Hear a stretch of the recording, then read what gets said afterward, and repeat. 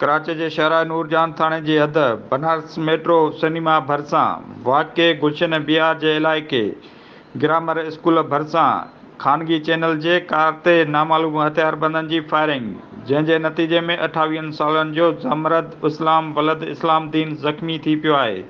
ज़ख़्मीअ खे फ़ौरी तौर ते तिबी इमदाद जे लाइ अब्बासी शहीद इस्पताल मुंतक़िल कयो वियो आहे।